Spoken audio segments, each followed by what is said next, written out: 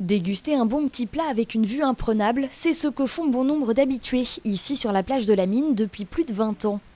Emmanuel Rambaud remonte en effet la vague, sa cabane démontable à l'entrée de la plage chaque été depuis 2003. Il n'y a pas 40 tables, il n'y a pas 8 serveurs. Une cabane à taille humaine comme ça, où on se sent comme à la maison, c'est très très agréable. Je pense qu'elle fait partie de... Oui, que c'est une institution, je pense, oui.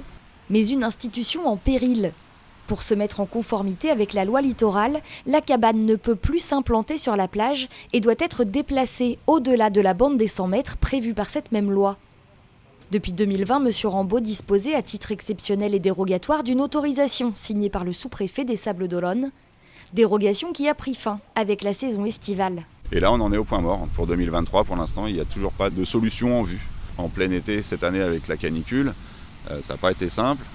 Mais les gens étaient contents de trouver de quoi se restaurer et de quoi s'hydrater sur la zone, qui est excentrée du bourg à plus de 5 km.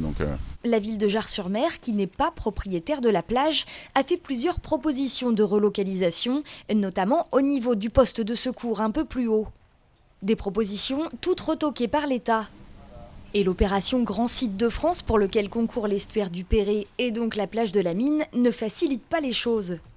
Pourtant, Emmanuel Rambaud en est convaincu, sa cabane est un atout pour l'environnement.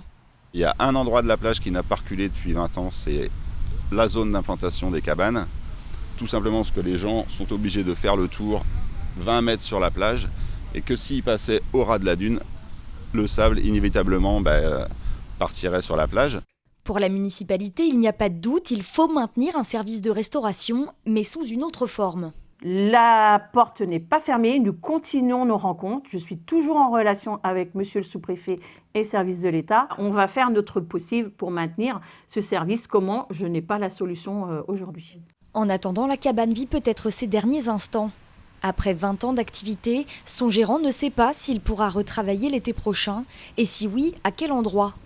Une pétition en ligne pour soutenir l'activité a déjà reçu près de 1000 signatures et une rencontre avec plusieurs députés vendéens est prévue le 23 septembre prochain.